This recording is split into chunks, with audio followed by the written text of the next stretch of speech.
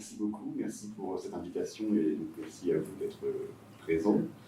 Donc, mon objectif, c'est de vous présenter rapidement, on m'a dit que j'avais 3/4 d'heure, 1 heure pour cette présentation, les principaux résultats, ce que je considère être les principaux résultats de mon livre, mais avant cela, d'expliciter rapidement la généalogie de ce travail, afin de faire apparaître plus clairement les objectifs et de mieux situer, d'un point de vue méthodologique, ces acquis, ces principaux acquis du livre. Donc à la fois dans le domaine de la philosophie médiévale, puisque c'est mon domaine d'expertise et de formation initiale, et dans le cadre plus large des sciences religieuses, en lien avec mon activité de directeur d'études à la section des sciences religieuses de l'école pratique. Donc, comme cela a été mentionné, ce livre résulte d'un ensemble de conférences que j'avais données à l'Université de Trento en 2018, à l'invitation de ma collègue Irénée Zapatero. Et ces conférences, donc, qui s'appuyaient sur un ensemble de séminaires que j'avais fait à l'EPHE et même de cours que j'avais fait à Paris 1 quand j'étais maître de conférence au département de philosophie, ont un double contexte. Un contexte initial d'épistémologie historique des croyances, on peut dire que c'est le premier objet de mes travaux, et un contexte plus large d'histoire intellectuelle du Moyen-Âge, avec un intérêt particulier pour les questions de l'altérité religieuse et de l'hétérodoxie, du dissentiment, etc. Alors, je vais essayer de recadrer rapidement ces deux enjeux, ce double contexte, avant d'en venir au livre proprement dit. Ce n'est pas spécialement que j'aime parler de moi, mais je pense que c'est important de vous expliquer comment j'en suis venu à ce sujet.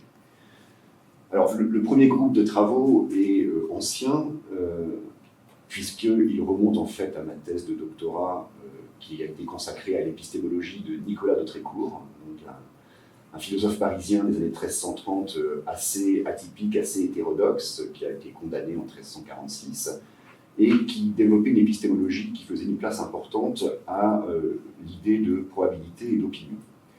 Et donc, l'enjeu à cette époque, déjà pour moi, c'était de comprendre, d'un point de vue épistémologique, les situations d'incertitude, de flou épistémique, de risque cognitif. Et donc, on pourrait dire que, en quelque sorte, le fil rouge de mes recherches, déjà à cette époque, et encore aujourd'hui en un sens, c'est la question de la gestion des risques épistémiques, cognitifs, éthiques, religieux, etc.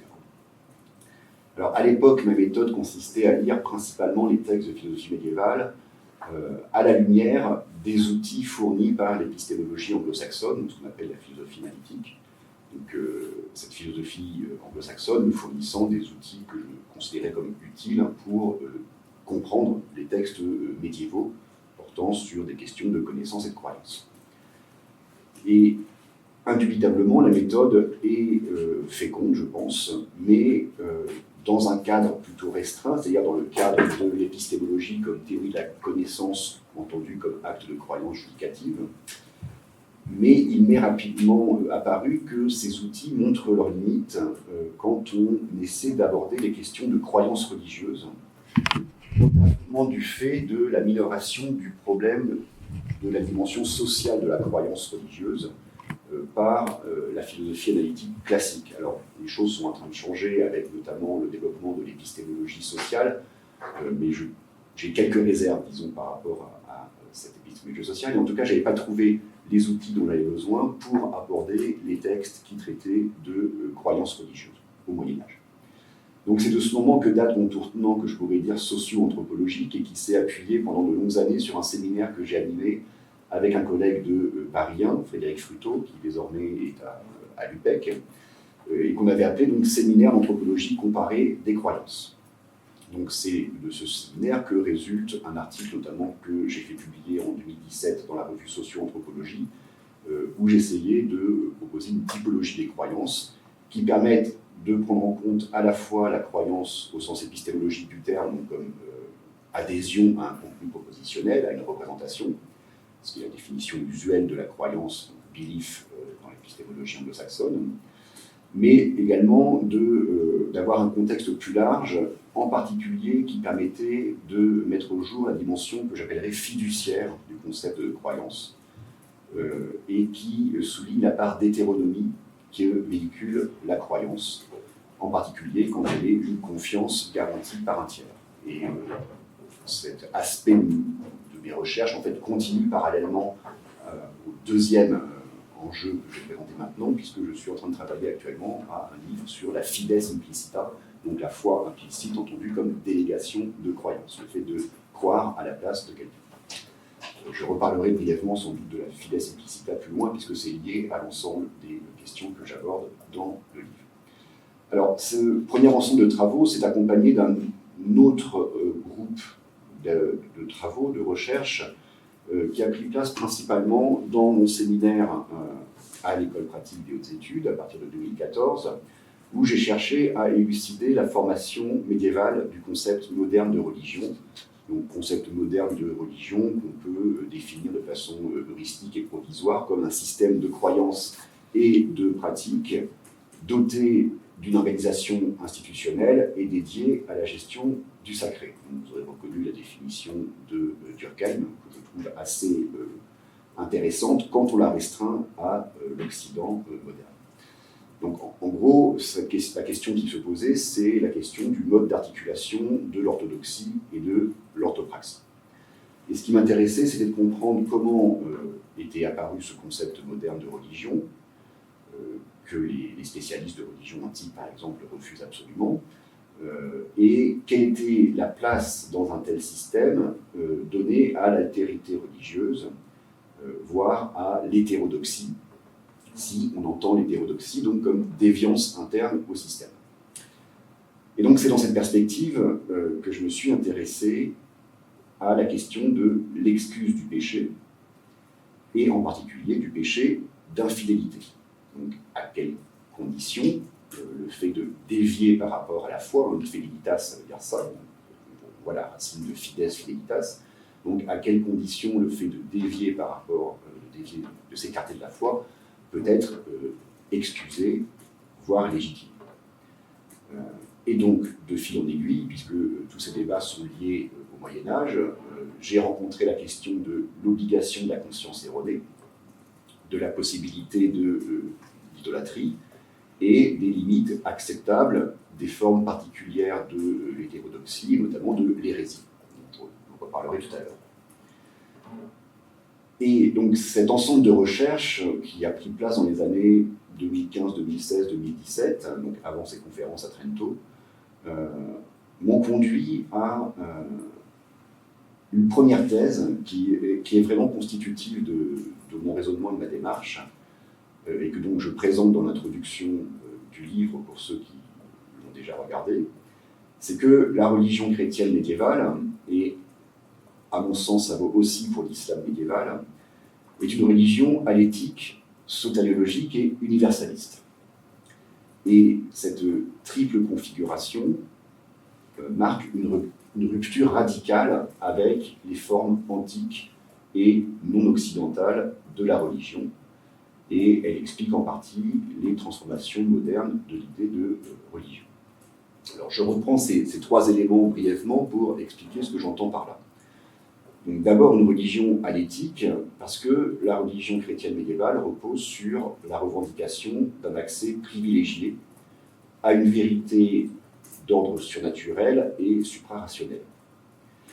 Et l'adhésion individuelle via un acte de croyance individuelle, donc un acte d'assentiment, qui s'exprime par une profession de foi ou par une confession de foi, est un réquisite nécessaire dans ces religions. Donc il faut adhérer explicitement à une vérité révélée. Alors, cette causalétique s'appuie sur des sources scripturaires, au premier chef, bien entendu, le péricope Jean 14,6, je suis la voie, la vérité, etc. Sur des sources patristiques également, et notamment l'idée de vera religio, qui apparaît chez Augustin, et qui vise à l'époque clairement à concurrencer la philosophie païenne comme mode d'accès à la vérité. Alors, cette clause, vous l'aurez sans aucun doute reconnu, dépend des travaux de Jan Assmann, envers qui je reconnais très volontiers ma dette, donc les travaux de Jan Assmann autour de la distinction mosaïque, et notamment de son petit livre Violence et monothéisme. Mais il me semble que pour prendre la mesure de cette clause aléthique et de son impact dans la religion médiévale, chrétienne voire musulmane, il faut comprendre comment cette clause aléthique est croisée avec les deux autres clauses. Donc la distinction mosaïque tout seul, ça ne suffit pas à mon sens. Il faut comprendre que cette distinction mosaïque fonde une approche soteriologique et universaliste. Donc de fait, la deuxième clause, c'est l'idée que la religion chrétienne médiévale est une religion sotériologique, au sens où elle est une religion du salut individuel, puisque l'idée de salut n'est pas étrangère aux religions d'Antiquité, mais la nouveauté, on pourrait dire ici, c'est vraiment l'importance du salut individuel, lequel salut individuel est rendu possible précisément par l'adhésion à cette vérité particulière. Et enfin, donc, une religion universaliste, puisque, et donc là encore, c'est une rupture fondamentale avec les religions d'Antiquité, qui sont des religions de la cité, hein, comme on l'a beaucoup dit, dans le cadre du christianisme médiéval, et là l'héritage paulinien est évident, bien entendu, tous les hommes ont la possibilité de faire leur salut à travers cette religion, c'est-à-dire à travers l'adhésion à cette vérité révélée, et plus encore, tous les hommes doivent être mis en condition de faire leur salut. Donc c'est bien entendu cette nécessité de mettre tous les hommes en condition d'adhérer à la vérité qui contient in duce, véritablement, l'explication, enfin l'une des explications du lien entre violence et monothéisme. Donc il ne suffit pas de dire que c'est la vérité qui est la cause, l'introduction de la vérité qui cause la violence, c'est également le fait que cette vérité doit être universalisable et qu'elle est liée à la question du salut individuel. Ces trois propriétés prises ensemble supposent implicitement qu'une structure extérieure, donc une institution plus ou moins forte, puisse revendiquer la gestion de cette vérité, donc la façon dont elle est transmise, qu'elle puisse aussi garantir son efficacité sotériologique. Ça nous renvoie donc à cette part fiduciaire de la foi médiévale que j'ai déjà évoquée, dont je parlerai. Et finalement, donc, qu'elle puisse permettre, cette institution, qu'elle puisse permettre à chacun de faire son salut, voire de contraindre chacun à le faire, conformément à cette fameuse formule du compelle intrare, forcez-les à rentrer de l'évangile de Matthieu. Donc, encore une fois, la violence en religion vient certainement de l'introduction de l'idée de vérité dans la religion, comme le dit Yann Assmann, mais elle est amplifiée par le croisement de ces trois propriétés quand une institution se voit reconnaître le rôle de contraindre tous les hommes à faire leur salut en adhérant à cette vérité dont l'institution est la seule dépositrice. Alors, cette configuration se trouve renforcée dans le cas du christianisme médiéval à partir du moment où la réforme grégorienne va être mise en place et où l'institution ecclésiale va prendre un poids encore plus important. Et c'est pour ça que l'amplitude chronologique de mon étude commence avec le XIIe siècle, vraiment le moment du développement des écoles dans le nord de la France, mais aussi le moment d'aboutissement de ce qu'on appelle la réforme grégorienne, avec toutes les guillemets qui s'imposent. Et cette étude s'achève au XVIe siècle, au moment justement où on bascule vers la modernité et la mise en place véritablement du concept de tolérance moderne. Donc c'est ça le point sur lequel je veux insister, c'est que, à mon sens, il y a des paradigmes de la modernité religieuse. Ces paradigmes sont notamment la valeur sotériologique de l'intériorité et de la spiritualité individuelle, donc l'importance mise sur cette intériorité par opposition à l'extériorité. Donc c'est des choses qui existent au Moyen-Âge mais qui vont être amplifiées par la modernité, comme l'a montré Paolo Crodi dans ses différents travaux. Mais également des concepts comme ceux de laïcité et de sécularisation, de liberté de conscience et bien entendu de tolérance. Donc tous ces concepts qui sont typiques de la modernité, ça je ne le nie absolument pas, sont des concepts qui se mettent en place au Moyen-Âge et qui émergent notamment du fait de ce lien entre les trois propriétés, du fait que le lien entre ces trois propriétés commence à se trouver contesté. Donc en gros, pour que la modernité religieuse soit possible, si vous voulez, c'était la thèse que j'ai essayé de défendre, il faut que le lien entre vérité, salut et universalité du salut commence à être discuté et mis en cause. Donc, il y a tolérance religieuse au sens où la modernité va ensuite vraiment le clarifier, le conceptualiser, quand on commence à pouvoir penser l'idée que les hommes peuvent faire leur salut sans adhérer à la vérité garantie par l'institution. Donc c'est cette histoire tardo-médiévale de la suspension de la clause à l'éthique que j'ai voulu faire dans ce livre. Et cette histoire de la suspension de la clause à l'éthique passe, à mon sens, par la mise en place d'un certain nombre de concepts clés, qui sont des concepts d'ignorance invincible et de conscience erronée, qui fonctionnent ensemble, comme je l'ai expliqué tout à l'heure, et qui vont avoir des effets sur les réflexions liées aux questions d'hérésie et d'idolâtrie. Donc, ce qui se produit en fait dans cette période, ce qui commence à se mettre en place, c'est ce qu'on pourrait appeler la désinstitutionnalisation de la notion de foi, c'est-à-dire l'affaiblissement de sa normativité instituée au profit de facteurs individualisables comme la dévotion, la sincérité, la rectitude morale, etc. Et ce sont ces facteurs individualisables qui permettent de légitimer une forme de salut sans la vérité et d'ouvrir la porte à la possibilité du salut hors de l'Église. Il y a un livre de Bernard Sesboué qui porte sur cette question-là, hors de l'Église, point de salut, c'est un motif bien connu. Et effectivement, l'une des questions, c'est à partir de quand on commence à envisager, comment on commence à envisager qu'il est possible de faire son salut en dehors de l'Église, c'est-à-dire en termes médiévaux, dans n'importe quelle secte, secta, ou n'importe quelle loi léguesse, qui sont les deux termes médiévaux pour la notion de religion.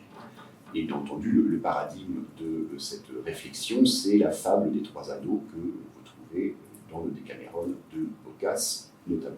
Donc ça, c'est un dossier que j'ai temporairement laissé de côté dans le livre, mais sur lequel je compte revenir plus tard. Alors, pour que les choses soient bien claires, je ne nie absolument pas que la tolérance, au sens où on l'entend usuellement de nos jours, donc la reconnaissance de la légitimité de l'altérité religieuse, pas simplement le fait de l'altérité religieuse, mais la légitimité de cette altérité, donc légitimité de la croyance différente et des pratiques qui l'accompagnent, est un concept moderne. De même que les notions de liberté de conscience et de culte, qui sont les droits concrets qui rendent effective cette tolérance. Une tolérance sans liberté de conscience et sans liberté de culte n'est pas véritablement une tolérance au sens moderne du terme. Donc ce sont des notions qui n'existent pas comme telles au Moyen-Âge, ça je l'accepte tout à fait. Je reconnais également que ces concepts modernes, autour de la notion de tolérance, ont été rendus possibles par un ensemble de facteurs sociaux, économiques, politiques et culturels, en particulier, donc, c'est bien connu, l'effet de saturation et d'entropie produit par les guerres de religion à la fin du XVIe siècle, le choc de la découverte de formes concrètes d'altérité religieuse au moment de la colonisation des Amériques, qui est la première forme de mondialisation.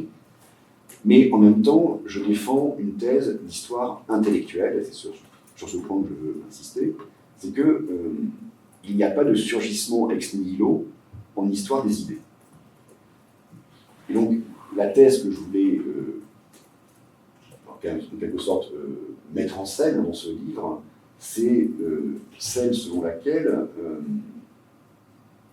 des concepts comme celui de tolérance, qui sont élaborés pour résoudre des difficultés précises, et donc historiquement situées, ne viennent pas de nulle part, mais résultent de configurations théoriques antérieures, qui sont parfois dissimulées ou fragmentées, et qui vont se concaténer précisément pour répondre à ces nouvelles difficultés.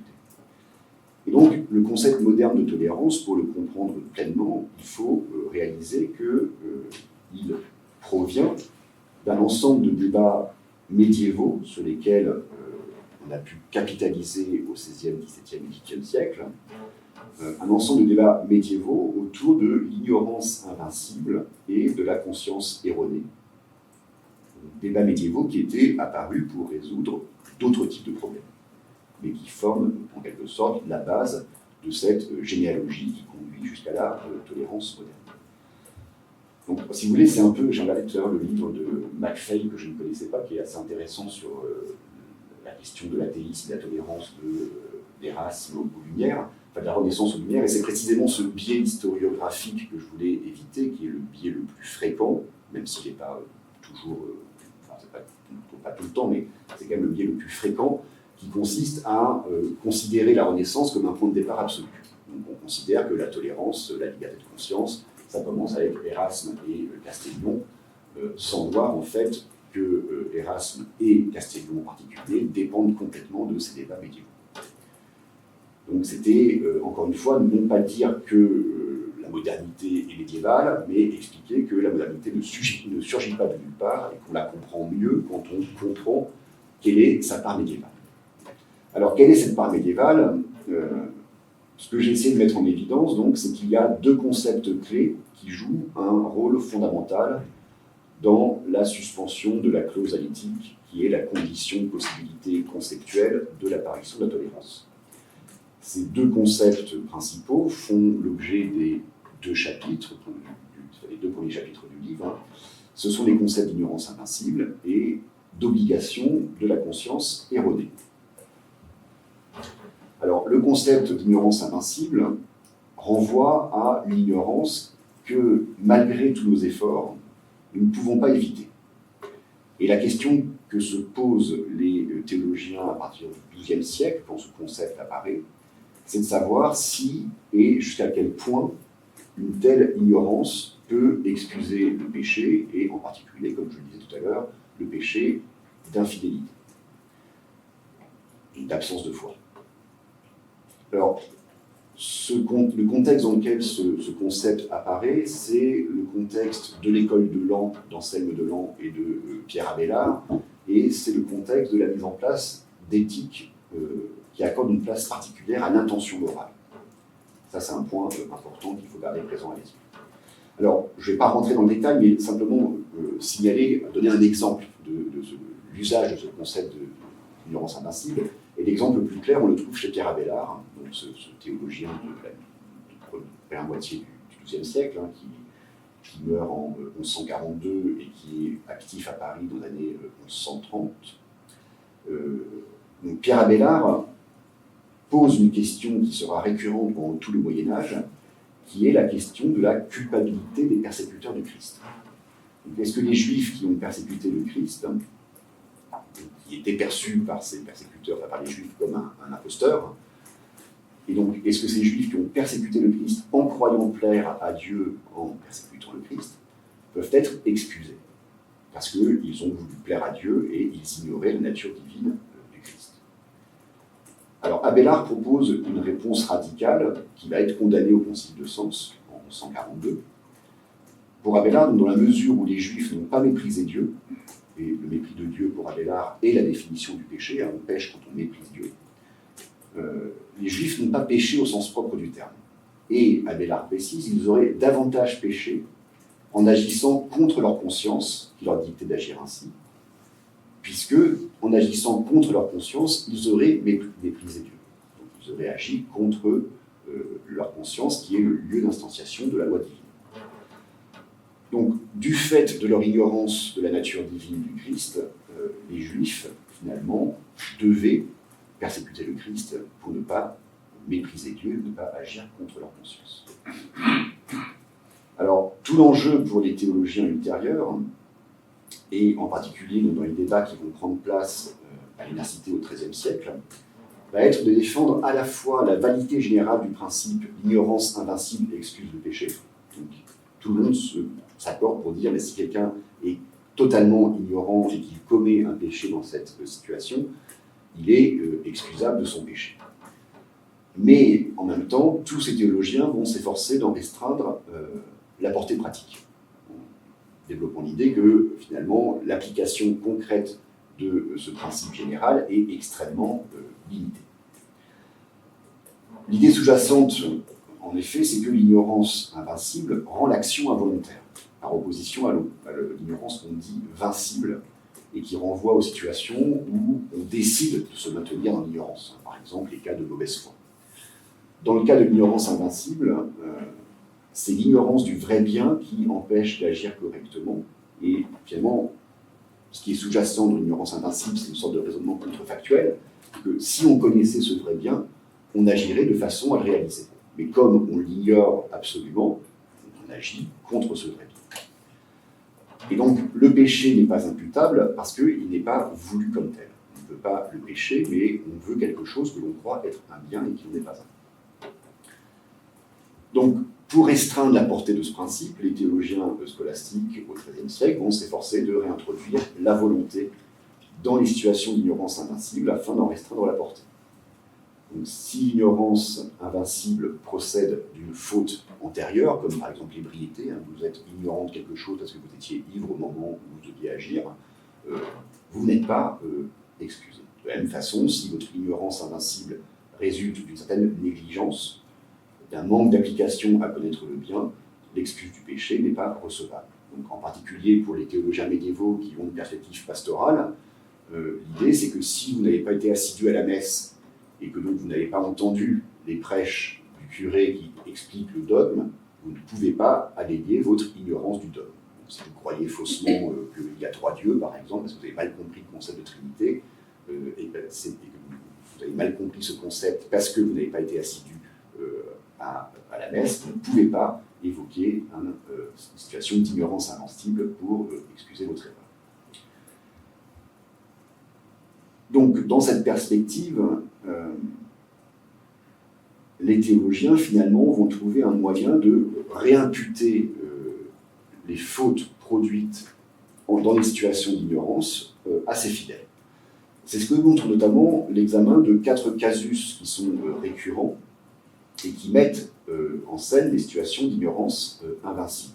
Donc, la théologie morale médiévale a une dimension casuistique très forte, parce qu'elle s'appuie beaucoup sur des petites scènes imaginaires, théoriques, mais qui permettent de retrouver le noyau des concepts, en fait, de les mettre en scène pour en comprendre véritablement le fonctionnement.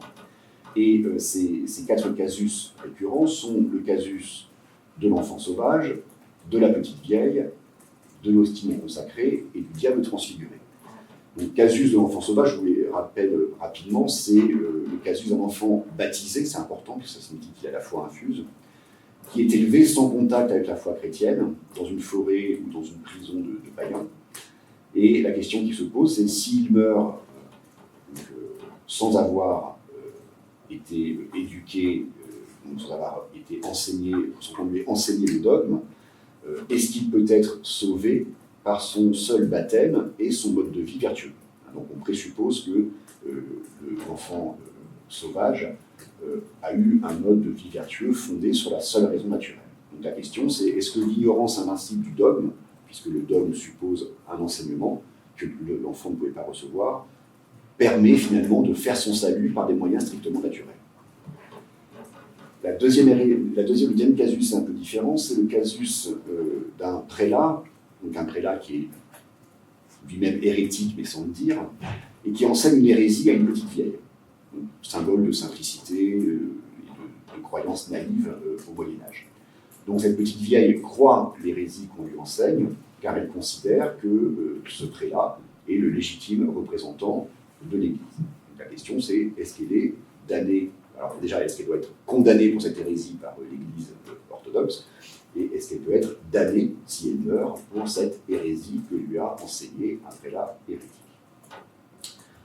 Troisième casus, le casus de l'hostie non consacrée. Est-ce qu'un prêtre qui, par négligence ou malveillance, élève une hostie, donc une hostie qu'il n'a pas consacrée dans les formes et qui fait adorer aux fidèles, est-ce que ce prêtre les conduit à un acte d'idolâtrie?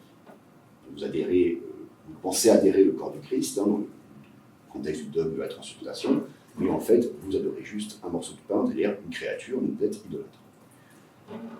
Et l'anicasus est à peu près similaire, puisqu'on imagine donc que le diable prend la figure du Christ pour se faire adorer par un fidèle. Et donc, de nouveau, est-ce que ce fidèle commet un acte d'idolâtrie? Donc, ce qui est intéressant avec ces 4 casus qui sont assez différents, mais qui mettent tous en scène des situations d'ignorance invincible, c'est que la plupart des théologiens du XIIIe siècle vont s'efforcer de les résoudre au moyen d'une solution surnaturelle. Donc, on va estimer que le fidèle qui le mérite sera aidé par Dieu et sera illuminé par Dieu. Donc, Dieu dira au fidèle qui s'est trompé que, ben voilà, oui, la vérité, c'est ça. Et la conséquence, c'est que si le fidèle n'est pas illuminé, c'est qu'il ne méritait pas d'être illuminé, et donc qu'il était déjà en état de péché, donc il était hors de l'état de grâce, et donc il ne mérite pas d'être sauvé. Donc en fait, toute la charge du salut, finalement, repose sur le fidèle qui est responsable de sa propre damnation s'il n'a pas été illuminé.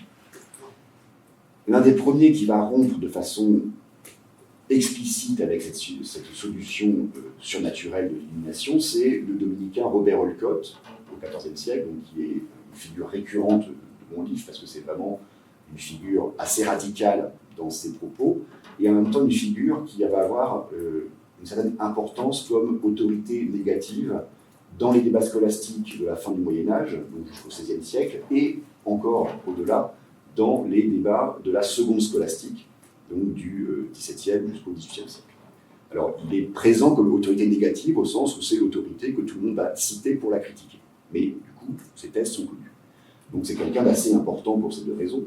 Et Olcott, donc, considère qu'on ne doit pas recourir à cette situation, à cette solution d'illumination, et que dans ce cas, donc, des dispositions comme la sincérité, la bonne foi ou l'intention bonne du fidèle, de la petite vieille en particulier, sont suffisantes au regard de Dieu pour que le péché soit excusé.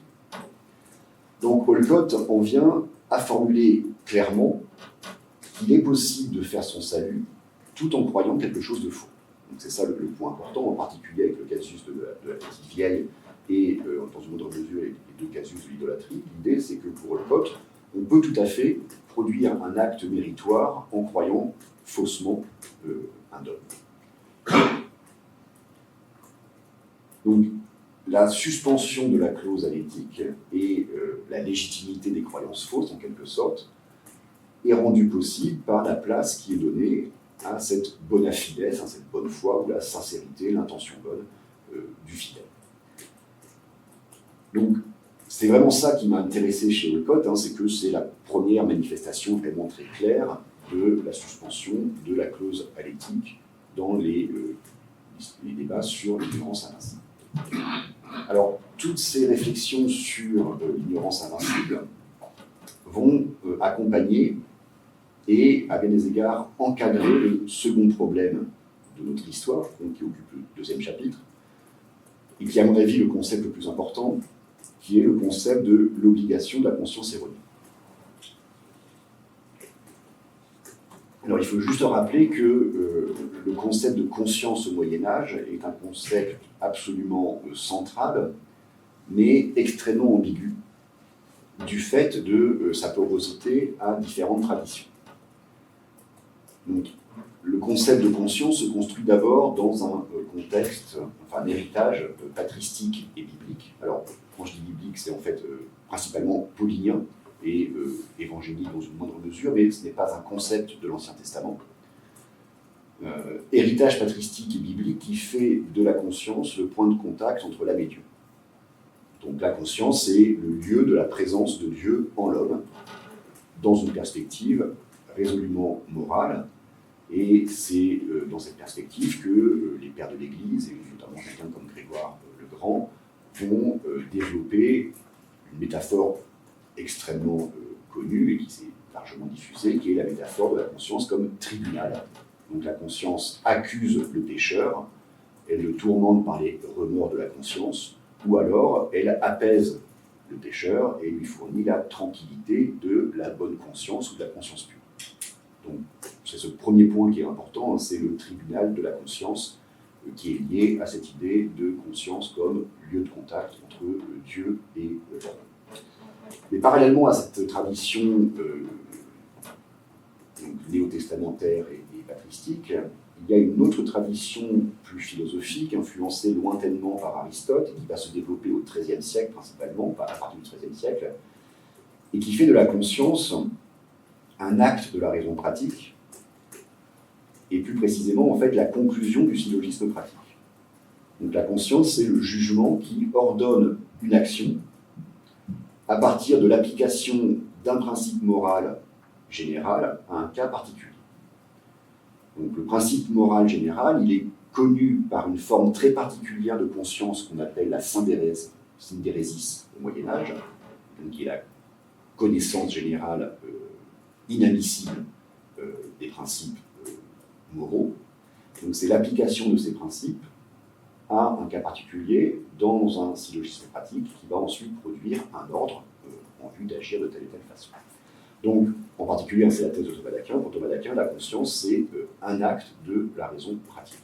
Donc, le point important à avoir présent à l'esprit, c'est que à ce moment-là, même au XIIe siècle, quand c'est surtout la tradition patristique qui domine, la conscience n'est pas une faculté. Et l'idée de conscience morale comme faculté, en fait, est une idée qui commence à apparaître à la fin du Moyen-Âge, mais qui est principalement une idée moderne. Donc c'est cette double tradition qu'il faut avoir en tête quand on veut comprendre l'évolution du concept d'obligation de la conscience erronée. Donc comme vous vous en souvenez, puisque j'ai dit tout à l'heure, Abélard, à propos des Juifs persécuteurs du Christ, avait soutenu qu'il ne leur était pas permis d'agir contre leur conscience, en tant que précisément lieu d'instanciation de la loi divine et en tant que principe d'application de cette loi. Donc, en raison du double héritage que j'ai mentionné, la plupart des théologiens médiévaux, l'écrasante majorité des théologiens médiévaux, s'accordent pour reconnaître à la conscience un rôle normatif. Dans la théologie morale médiévale, vous avez un consensus pour dire que la conscience a un rôle normatif. Néanmoins, à la suite de la condamnation d'Abélard, la plupart des théologiens vont s'efforcer de restreindre cette normativité à la conscience droite, la recta conscientia, donc celle qui a un accès correct aux dogmes, aux lois divines, aux principes de la moralité, et qui sait les appliquer correctement, donc qui sait subsumer un cas sous un principe général. Et donc, pour les théologiens, seule cette conscience droite peut obliger. Et bien entendu, il revient aux clercs, c'est-à-dire aux théologiens et à ceux qui sont investis d'une charge pastorale, de décider si une conscience est droite ou non. Donc, la réflexion sur la conscience, et sur la conscience droite en particulier, en fait, institue une forme assez forte d'hétéronomie dans les débats de théologie morale. Alors, hétéronomie, c'est un concept qui est complètement anachronique au Moyen-Âge, mais qui est assez pratique d'un point de vue heuristique pour comprendre les changements qui sont en train de se produire. Donc, la conscience erronée, à l'inverse, c'est celle qui identifie de façon incorrecte la loi divine ou le principe de la moralité, ou encore qui ne sait pas subsumer correctement un cas particulier sous une telle loi, donc, par exemple, qui échoue à identifier une situation pécamineuse comme celle de l'adultère, qui est un exemple qui revient fréquemment dans ces débats. Et pour la plupart des théologiens médiévaux, la conscience erronée ne peut pas avoir de force contraignante, donc elle ne peut pas vous obliger à l'action. La démarche la plus fréquente, donc, quand on est face à une conscience erronée, donc un jugement de la raison qui vous invite à faire quelque chose mais qui est erroné, donc la démarche la plus fréquente, c'est de déposer cette conscience, donc déponere ou dimitere conscientiam, ce qui signifie que le fidèle renonce à la suivre, renonce donc à lui reconnaître toute forme de normativité. Le problème récurrent, c'est que les procédures de déposition de la conscience ne sont jamais vraiment précisées, mais on comprend quand même qu'il s'agit d'une forme de remise de soi à l'institution ecclésiale et d'une soumission à l'autorité cléricale. Donc, encore une fois, on est face à une forme forte d'hétéronomie. Le problème apparaît quand l'erreur de la conscience est invincible. Donc c'est là qu'on va voir le croisement entre les développements sur l'ignorance invincible et ceux sur la conscience. C'est-à-dire quand quelqu'un a fait tout ce qui était en son pouvoir pour connaître la loi et l'appliquer correctement, et que malgré tout, cette personne s'est trompée.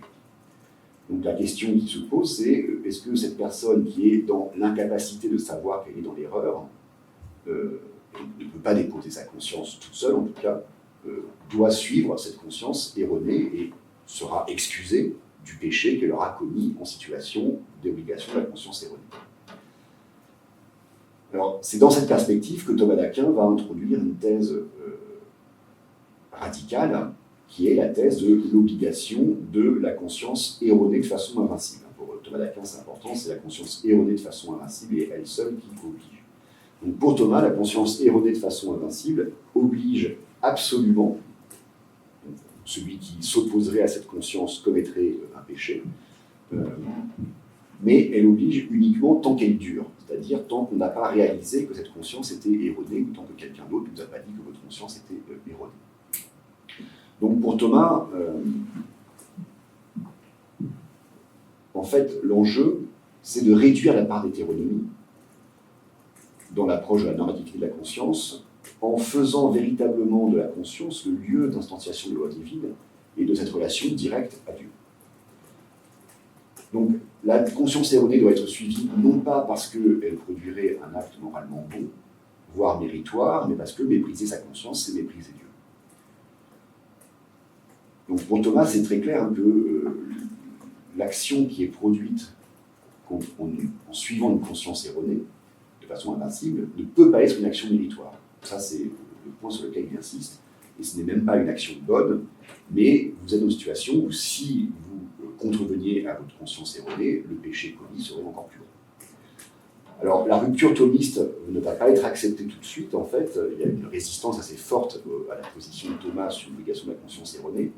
Et en fait, c'est Occam, qui est l'autre personnage important de ce livre, c'est Guillaume d'Occam, donc ce franciscain qui est actif entre Oxford et Munich au XIVe siècle, qui va reprendre et développer cette thèse au point de défendre l'idée que la conscience erronée de façon invincible oblige, et en obligeant, peut produire un acte méritoire.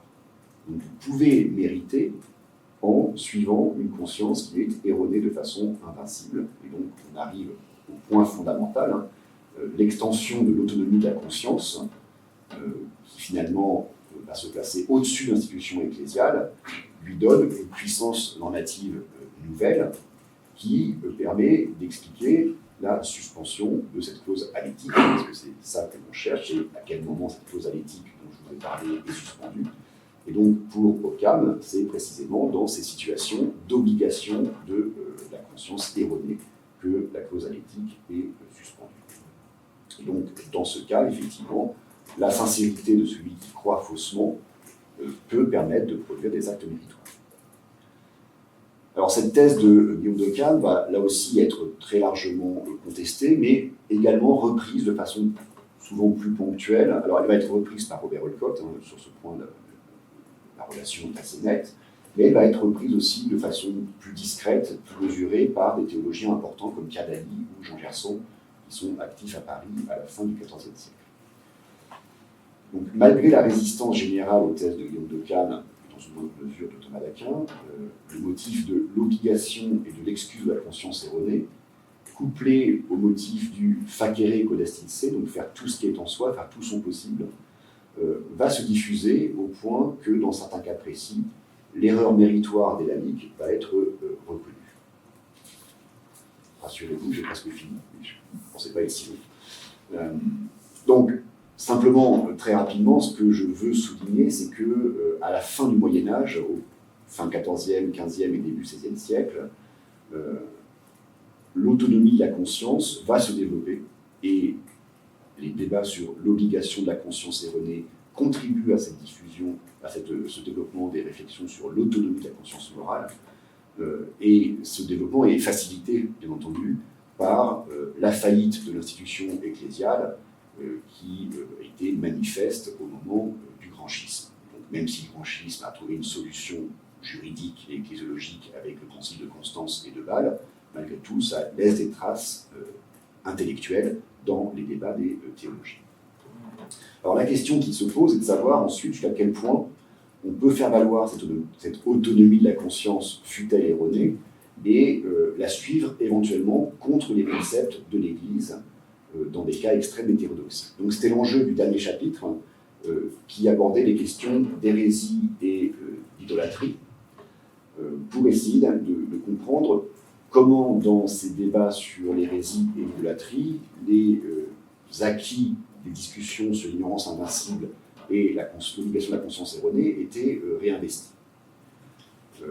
Donc, très brièvement, le point important avec l'hérésie, c'est que l'hérésie est une forme particulière d'hétérodoxie parce que c'est une forme juridiquement encadrée, donc assez facilement identifiable d'hétérodoxie. Et je vous rappelle qu'il y a hérésie quand il y a non seulement adhésion à un dogme faux, c'est la rupture de la prosalétique, mais que cette adhésion se fait avec opiniâtreté. C'est-à-dire que l'hérétique refuse de reconnaître son erreur une fois qu'elle lui a été montrée. C'est ça ce qui définit l'hérétique, c'est pas tant la fausseté de l'assentiment que l'opiniâtreté dans la fausseté. Donc cette obstination, c'est la marque de la volonté, c'est la marque de la responsabilité de l'hérétique, et donc de ce fait, il se trouve exclu des systèmes de protection qui avaient été mis en place pour les laïcs, comme l'ignorance invincible ou la foi implicite, précisément. Donc, ce qui est intéressant avec l'hérésie, quand elle est abordée non pas d'un point de vue juridique tel que le font les canonistes, mais d'un point de vue épistémologique comme le font les théologiens, c'est qu'elle permet de réfléchir au cadre général d'une éthique des croyances et de la responsabilité de chacun par rapport à ses croyances. Donc ça renvoie à tous ces débats sur la dimension volontaire de la foi au Moyen-Âge. Là-dessus. Simplement, donc, encore une fois, le personnage clé de cette histoire, c'est Guillaume d'Occam, qui, dans le cadre de sa lutte contre la papauté dans les années 1330-1340, va produire une réflexion assez importante sur l'hérésie, qui va ensuite être largement diffusée pendant toute la fin du Moyen-Âge chez Jean Gerson, ou même chez quelqu'un comme Jean de Torquemada dans sa somme de Ecclesia, donc quelqu'un qui est proche du retour de la monarchie papale, mais qui reprend les thèses d'Occam sur l'hérésie. Ceci pour vous dire l'importance de ces thèses sur l'hérésie qu'on lit chez Guillaume d'Occam. Et Guillaume d'Occam, lui, réfléchit dans le cadre de la possibilité d'une faillite générale des experts et de l'institution ecclésiale. Donc, Occam considère comme possible, voire factuel, que toute l'Église soit dans l'erreur, sauf une personne. L'exemple qui est souvent donné, c'est au moment de la mise en croix du Christ, tous les apôtres doutent du message du Christ, et la seule personne qui reste fidèle au Christ, c'est la Vierge, qui est au pied de la croix, et donc les théologiens expliquent que toute l'Église universelle, à ce moment, est contenue dans une seule personne, qui est la Vierge. Donc c'est ça un peu le modèle que reprend Occam, et de ce fait, en poussant jusqu'au bout l'idée d'une faillite générale des experts, il en vient à défendre le primat de la conscience individuelle face aux accusations d'hérésie. Donc, face à une accusation d'hérésie, Occam considère déjà que une demande de preuve est légitime. Donc, un fidèle a toujours le droit de demander des preuves qui vont au-delà du doute raisonnable. Et si la conviction du fidèle est telle que sa conscience n'est pas convaincue par ces preuves, Occam a un passage en particulier où il dit très clairement qu'il faut préférer suivre sa conscience au risque de mourir plutôt que de se déjuger par rapport à Dieu. Donc, Occam introduit vraiment ces questions d'obligation de la conscience dans ces débats sur la question de l'hérésie. Et ces débats donc, qui vont infuser vont conduire à la fin du Moyen-Âge, donc au tout début du XVIe siècle, chez un théologien comme Francisco de Vitoria, Francisco de Vitoria, je confonds toujours entre l'italien et l'espagnol, donc Francisco de Vitoria, qui est ce théologien de l'école de Salamanque, extrêmement connu, qui va reprendre, sans trop le dire, certaines thèses de Guillaume d'Occam, et qui va défendre l'idée finalement qu'un hérétique dont l'hérésie resterait purement intérieure et purement mentale, donc qui n'aurait aucun acte extérieur permettant de déduire qu'il est hérétique, un tel hérétique échapperait à l'hégémonie de l'Église. Donc l'Église n'a pas à exercer son pouvoir sur les croyances intimes d'un fidèle qui n'ont pas été extériorisées. Donc c'est vraiment insister sur le fait qu'il y a un lieu qui est le lieu de la conscience, qui est le lieu où le fidèle est face à Dieu, et uniquement Dieu, et sur lequel l'Église n'a pas à intervenir, l'Église devant se contenter en quelque sorte de la discipline des corps. Donc ça, c'est un aboutissement assez extrême, en fait, finalement, de ces débats, mais qui montre bien finalement comment on arrive à cette séparation entre l'intérieur et l'extérieur, donc à ce que Paolo Prodi, encore une fois, appelait la séparation entre la conscience et le droit, qui est constitutive de la mise en place de la modernité. Donc plus brièvement sur la question de l'idolâtrie, c'est le même problème que l'on retrouve notamment chez Las Casas, donc, qui a été formé lui aussi indirectement par Victoria, et qui va appliquer l'ignorance invincible au cas des Indiens, en expliquant que les Indiens ne sont pas idolâtres, parce que leur intention bonne, donc leur désir confus d'adorer Dieu, et qui est fondé sur une ignorance invincible de ce qu'est le vrai Dieu, finalement annule leur erreur de croyance, et donc en suspendant la clause à l'éthique, annule également l'accusation d'idolâtrie.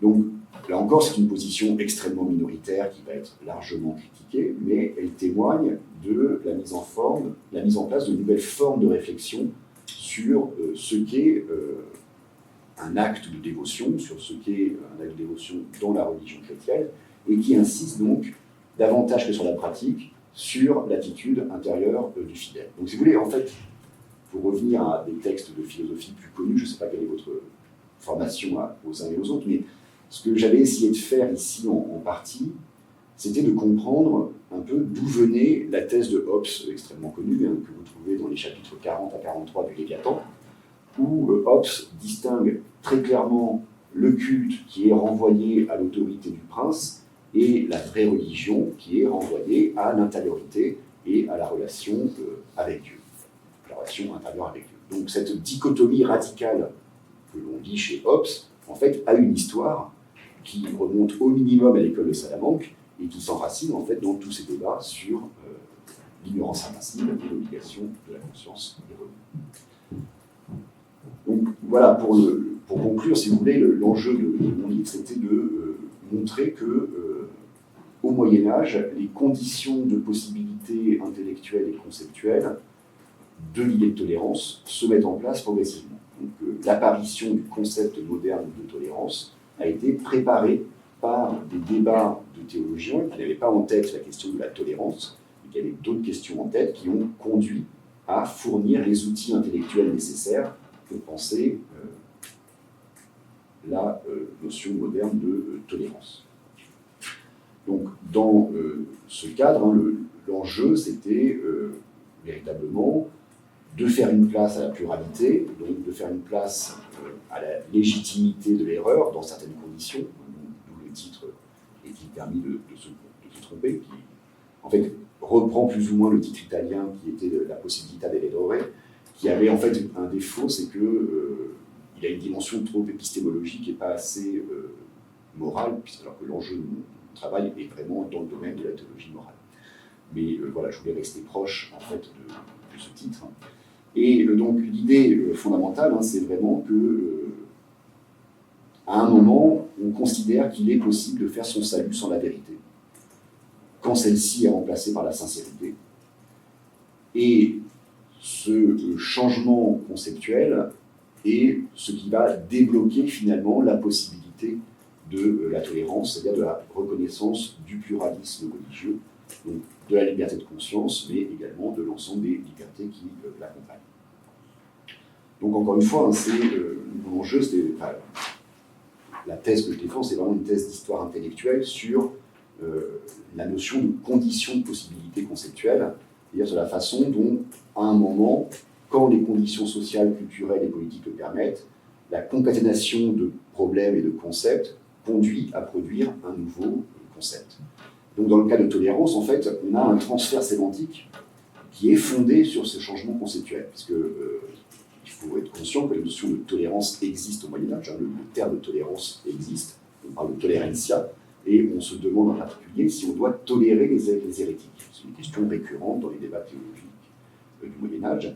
Et tolérer les hérétiques, en fait, c'est les supporter malgré soi. Et la réponse usuelle à cette question est de dire, en fait, on peut et on doit supporter les hérétiques quand un plus grand mal sortirait de leur persécution. C'est-à-dire qu'on doit persécuter les hérétiques pour les forcer à revenir en tirant l'Église, pour leur propre bien. Mais si on se trouve dans une situation où la persécution des hérétiques produirait plus de mal que de bien, mettrait en danger le corps social, alors dans ce cas, les théologiens disent, bon, dans ce cas, il faut supporter, donc tolérer au sens étymologique du terme, c'est supporter, il faut supporter ces hérétiques en attendant de pouvoir les faire revenir dans le giron de l'Église. Donc ça, c'est le sens médiéval du concept de tolérance, qui va subir un transfert de sens à l'époque moderne, où la tolérance ne sera plus simplement de supporter malgré soi, mais bien de reconnaître la légitimité du pluralisme. Et ce transfert sémantique au sein de la notion de tolérance, en fait, est rendu possible par ces modifications conceptuelles qui apparaissent dans les débats autour de l'ignorance invincible et de l'obligation de conscience erronée. Voilà, j'arrête là et j'attends avec intérêt et impatience vos remarques et vos questions.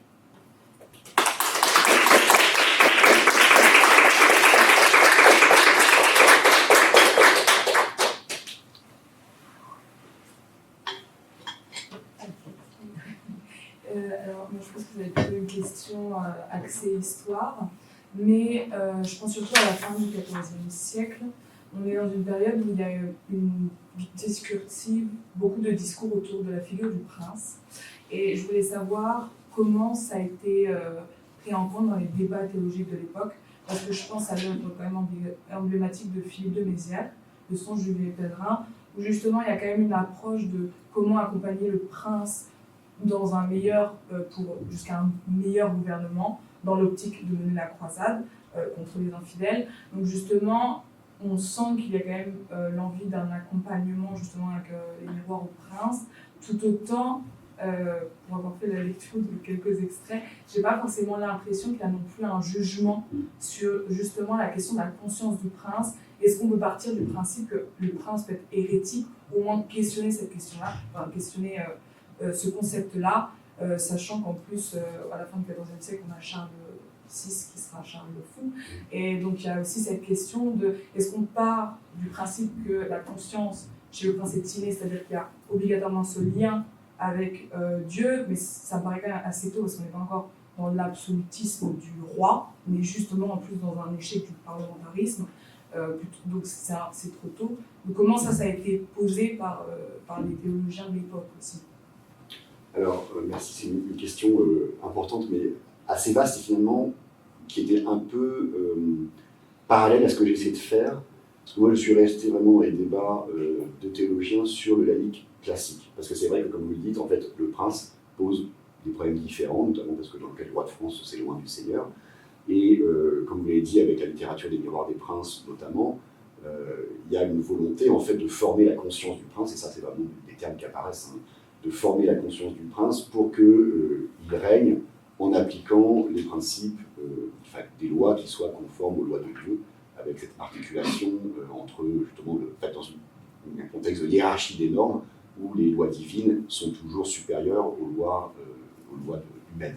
Et ça paraît assez clairement, par exemple, dans un autre. Alors, miroir des princes, je ne sais pas, il faut utiliser la formule avec peut-être un peu de. Il faut faire attention, tout avec des guillemets, mais le texte malaquien sur le dérégno est très clairement, donc adressé au roi de Chypre à la fin du XIIIe siècle, est très clairement dans cette perspective d'une hiérarchie des normes qui met les lois divines au-dessus des lois du prince. Et donc, c'est dans cette perspective, effectivement, qu'il faut former le prince chrétien, et ça, c'est une idée qui se poursuit à leur naissance, hein, puisque Erasme écrit un traité qui a exactement ce titre-là. Donc ça, c'est une idée qui est présente tout le temps, qui est présente aussi tout le temps parce qu'il y a cette idée assez fréquente quand même dans les débats théologiques, et notamment dans tous les débats qui utilisent la notion de hiérarchie, que la qualité du supérieur va en fait déteindre sur l'inférieur, que donc si le prince est un bon prince chrétien, finalement le royaume sera bien gouverné et les fidèles seront des chrétiens. Donc il y a une attention très forte qui est donnée à cette question de l'éducation du prince et à la fondation de la conscience du prince. Mais en même temps, par d'autres aspects, le prince est un fidèle comme les autres, c'est-à-dire qu'il est marqué par le péché originel, et donc il est susceptible de la faute comme tous les autres, et finalement, on pourrait dire qu'il est aussi sujet que les autres à des situations possibles d'ignorance invincible ou de conscience erronée, à ceci près que le prince est mieux encadré parce qu'il a des conseillers qui doivent lui permettre d'éviter de chuter. Donc voilà, la question de l'éducation chrétienne du prince est un peu différente de ce que je voulais faire, mais n'est pas séparée en fait, parce qu'on est vraiment dans cette idée que la conscience, c'est le lieux de formation, d'instanciation de ces lois. Alors, par contre, il y a un autre problème qui va surgir, donc, toujours dans cette perspective de hiérarchie des normes, qui pour moi est vraiment le problème fondamental, c'est qu'il y a un débat qui va naître à la fin du XIVe siècle, alors, beaucoup avec Jean Gerson, pas trop avec Philippe de Mézières dans mes souvenirs, qui est de savoir si une loi humaine, donc une loi civile, peut obliger en conscience. C'est-à-dire que si votre conscience s'écarte, enfin considère que la loi humaine est injuste ou fautive, ou qu'elle ne répond pas aux exigences de la loi divine, est-ce que votre conscience vous permet de vous écarter de la loi humaine, ou est-ce que la loi du prince, précisément, est toujours le reflet correct de la loi divine, et donc vous devez vous soumettre à cette loi divine. Donc là, on est vraiment dans l'articulation en fait, de cette hiérarchie des normes et de la place qu'on donne à la conscience. Est-ce qu'elle est juste en dessous de Dieu et au-dessus des institutions humaines, ou est-ce qu'elle est en dessous des institutions humaines? Et là, vous avez... donc moi, comme vous l'avez vu dans mon texte, je me suis principalement intéressé aux théologiens du type Occam, Gerson, etc., qui mettent en avant le rôle fondamental de la conscience, mais ils ne sont pas ni majoritaires ni seuls, et il y a plusieurs théologiens qui vont dans le sens complètement inverse, bien entendu. Ça, c'est peut-être un point qu'il faut que je précise, c'est qu'il faut se garder de toute illusion de linéarité. Donc on n'a pas une espèce de mouvement triomphal vers l'autonomie de la conscience morale, mais il y a un débat permanent pour savoir où situer justement la prééminence de l'institution et de la conscience individuelle. Oui, merci beaucoup, c'était vraiment passionnant. Alors surtout, moi j'ai trouvé ça très convaincant, votre généalogie médiévale de la tolérance, enfin, voilà, ça me parle beaucoup. Du coup, j'avais une question un peu corrélée à cette question de l'émergence progressive, donc non linéaire, de l'intolérance dans l'espace public. Donc, qui dit espace public, liberté d'expression, est-ce que du coup, est-ce qu'il faut penser une proto-liberté d'expression? Enfin, quel est le cadre public de cette liberté? Enfin, comment s'exprime cette tolérance? Est-ce qu'on est, parce que d'Occam, etc. Alors, il y a les hérétiques, etc. Mais du coup, ça concerne ces pensées dans quel empan, dans quelle amplitude? Première question. Et est-ce qu'il y a un sort qui est fait à la question de la parésia? Est-ce que c'est pensé en ces termes-là ou pas du tout en termes parésiastiques ou pas du tout dans ce que vous avez dans les corpus que vous avez étudiés?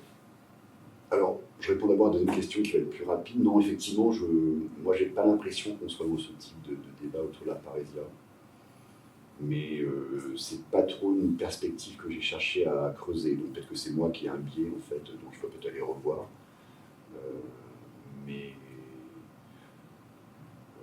Voilà, non, j'ai pas l'impression, en fait. En revanche, donc, sur la question de la liberté d'expression et des lieux de la liberté d'expression, là, effectivement, c'est le cœur du problème. Donc il est évident que les sociétés médiévales ne sont pas des sociétés ouvertes, ce ne sont pas des sociétés libérales, mais il y a des lieux de liberté de discussion.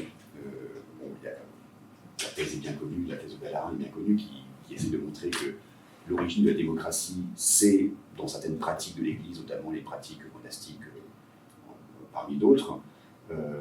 Il est évident que l'université, dans certaines limites, comme le montrent toutes les condamnations récurrentes, est un lieu de discussion libre. Donc, souvent, typiquement, le cas de Robert Olcott est assez intéressant sur ce point, c'est que quand il discute ces questions de bonne foi, de légitimité, de croyances fausses méritoires, il le fait dans des textes de théologie très théoriques et qui sont vraiment internes à l'université d'Oxford. Et Robert Olcott est aussi l'auteur d'un best-seller médiéval qui est un commentaire à la sagesse de Salomon, qui a connu une diffusion manuscrite énorme, qui a été pensé comme un manuel pour les prédicateurs. Et quand il aborde ce même type de questions dans son commentaire à la sagesse, en fait, il est beaucoup plus prudent. Et il ne va pas du tout aussi loin que ce qu'il a dit dans le contexte, dans l'enceinte de la faculté de théologie d'Oxford. Et donc là, on voit bien qu'il y a des lieux où dire les choses et des lieux où on ne peut pas les dire. Donc les débats de théologiens prennent place dans un contexte réglé mais relativement libre qu'est l'université.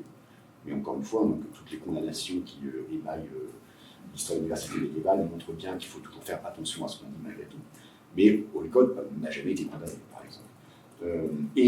D'autre part, on commence aussi à théoriser l'idée d'un espace public de rationalité, de discussion rationnelle. Je vais vais pas te dire qu'il y a un proto-Habermas au Moyen-Âge, mais on a quand même, chez Occam, encore une fois, dans le dialogue, qui est un texte absolument extraordinaire à mon avis et qui est complètement sous-estimé, mais toujours cette première partie du dialogus, quand il réfléchit sur la question de l'hérésie et donc sur la façon dont on doit démontrer à un hérétique qu'il est hérétique, il y a vraiment une réflexion sur ce que signifie discuter librement d'un dogme et quel type de preuve on doit admettre, jusqu'à quel point on peut résister à la preuve, etc. Donc là, on est vraiment dans une réflexion sur ce que signifie débattre rationnellement de questions dans un espace qui n'est pas identifié parce que ce n'est pas l'université, qui est un espace qui est celui de l'Église. Voilà, une Église que Occam approche avec une vision beaucoup plus horizontale que verticale. Donc on a, là encore, si vous voulez faire la généalogie de la liberté d'expression, ce qui n'était pas dans l'objet directement, il faudrait partir de ce type de texte, à mon avis. Parce que c'est là qu'on commence à se dire, bah oui, il y a une légitimité du débat rationnel sur ce type de questions.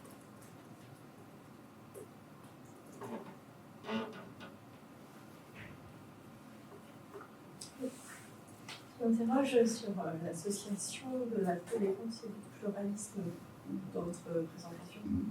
C'est-à-dire que, au fond, l'idée de tolérance telle que vous l'avez présentée, c'est une idée qui suppose une position de surplomb, en fait, une espèce de forme de paternalisme à l'égard de ceux qui peut y avoir des bonnes raisons de tolérer, de penser que l'hérétique a une conscience droite, etc. Mais ça reste un point de vue qui est le point de vue de l'Église et dans une dimension surplombante et paternaliste, je dirais, qu'on retrouve dans les deux encycliques que vous citez, Constitution plutôt que vous citez au début, qui ont un côté, bon, c'est mieux qu'un exclusivisme, je veux dire, complètement intolérant, mais ça reste des positions effectivement un peu médiévales encore. Donc voilà. Donc, il me semble qu'il y a un vrai pluralisme. Ça suppose la reconnaissance d'une vraie égalité et une forme de recul critique sur son propre dogme, sur sa propre croyance. Ça veut dire qu'on abandonne ces conceptions du bien ou du vrai, mais bon, on est capable de relativiser et donc de considérer qu'en fait on partage la même faiblesse épistémique, etc. Ce qui, pour le coup, a l'air de supposer quelque chose de moderne dans un sens, je sais pas, de montagnien, vous voyez. Et du coup, il me semble que c'est seulement dans ces conditions-là qu'on peut commencer à parler de pluralisme, qu'on n'est plus dans la tolérance paternaliste à la manière de l'Église. Et donc, ce qu'il ne faut pas quand même essayer d'opérer des distinctions. Alors. Parce que l'idée moderne de tolérance, c'est un peu sujet à je veux dire, un peu ambigu. Alors, bon, comme vous le dites en conclusion de votre question, c'est qu'effectivement, même pendant la modernité, le concept de tolérance reste ambigu et souvent défini de façon différente, voire contradictoire selon les auteurs. Mais ce qui est certain, c'est que, là où je suis absolument d'accord avec vous, c'est que l'idée de tolérance, alors telle que je la comprends, telle que je la comprends mal, l'idée moderne de tolérance suppose l'idée de faiblesse épistémique. Ça me paraît clair. Il me paraît difficile d'être tolérant quand on est absolument convaincu d'avoir soi-même la vérité et voilà, de refuser à l'autre la possibilité de partager au minimum même cette vérité. Et donc il faut effectivement, pour qu'il y ait véritablement tolérance à mon avis, donc ce pluralisme dialogique dont on parlait, cette faiblesse épistémique, la mise à distance de ses propres idées, un regard critique sur soi-même, et ça c'est tout à fait moderne. C'est tout à fait moderne parce que, comme vous le dites, effectivement, ces débats au Moyen-Âge, et même au début de l'époque moderne, ils restent dans le contexte d'une institution ecclésiale extrêmement forte. Et cette institution est encore renforcée par le Concile de Trente, donc il faut un certain temps, en fait, pour que, à mon avis, un véritable pluralisme émerge. Et non seulement, donc, il faut cette idée de faiblesse épistémique, mais il faut en outre un affaiblissement politique de l'institution ecclésiale. Que la véritable tolérance ne peut se mettre en place, à mon sens, que lorsque, finalement, le rôle politique de l'Église commence à être sérieusement remis en cause. Alors, il est remis en cause dès le Moyen-Âge. On a les débats sur théologico-politique des XIIe siècle minimum, voire avant. Mais il y a une accélération du XVIIIe siècle, il y a un changement de configuration du XVIIIe siècle, et c'est pour ça que, encore une fois, moi je considère que l'idée de tolérance telle qu'elle pourrait être mise en place au Moyen-Âge n'est pas encore celle qu'on va trouver au XVIIIe siècle. C'est pour ça que je suis d'accord pour dire que les Lumières sont quand même un moment de changement important, et notamment, donc, outre cette réflexivité du sujet moderne sur lui-même, il y a cet aspect politique de l'affaiblissement du rôle de l'Église et donc des conditions politiques du pluralisme. Cela dit, quand on réfléchit à ces questions de faiblesse épistémique, qui sont effectivement une des questions qui m'intéresse le plus, moi c'est voilà, pourquoi se trompe-t-on, comment peut-on se tromper et ne pas se tromper. Ce que je disais un peu en introduction, c'est cette question de la gestion des risques épistémiques. Occam, encore une fois, dans le dialogue, est l'un de ceux qui commencent à mettre en place les éléments nécessaires à cette réflexion, notamment en défendant un égalitarisme soteriologique strict. C'est-à-dire que pour lui, tous les fidèles sont égaux en termes soteriologiques et la place dans l'institution n'y change rien. Donc le pape, finalement, ne vaut pas mieux que la petite vieille en termes soteriologiques. La seule différence maintenant, ça va être les experts, les canonistes et les théologiens qui eux-mêmes sont faillibles et donc qui ont effectivement un droit et une place privilégiée pour apporter des arguments, mais toujours en étant conscient que leurs arguments pourraient être fautifs. Et donc on trouve quand même chez Occam, et je pense qu'en cherchant, on pourrait en trouver ailleurs, notamment dans les lecteurs du dialogue au XVe, XVIe siècle, on trouve, à mon avis, les débuts de cette réflexion sur la faiblesse épistémique, qui est la condition absolue, ça je suis tout à fait d'accord avec vous, pour qu'il y ait un véritable pluralisme religieux et donc une véritable tolérance. Et je ne suis même pas sûr qu'il y soit parvenu aujourd'hui.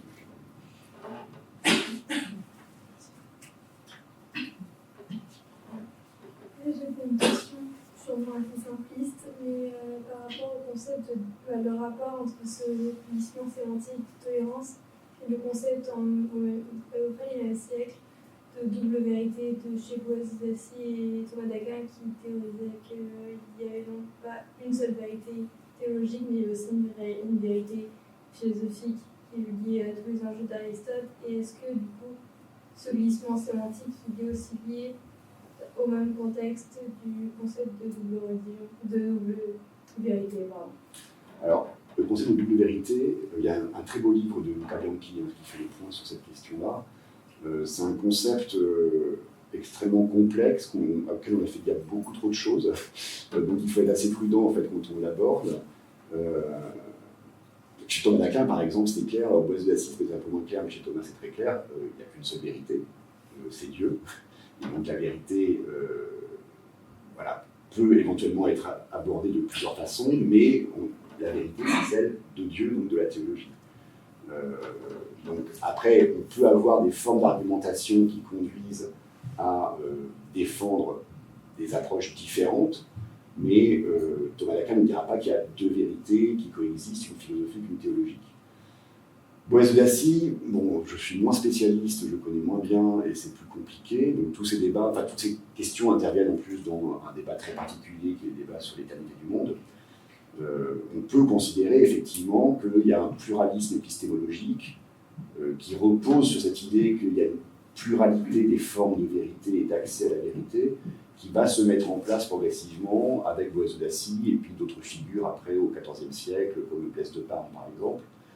Mais là encore, c'est des points de vue quand même relativement minoritaires, parce que quand même pendant tout le Moyen-Âge domine cette idée de l'unité du vrai.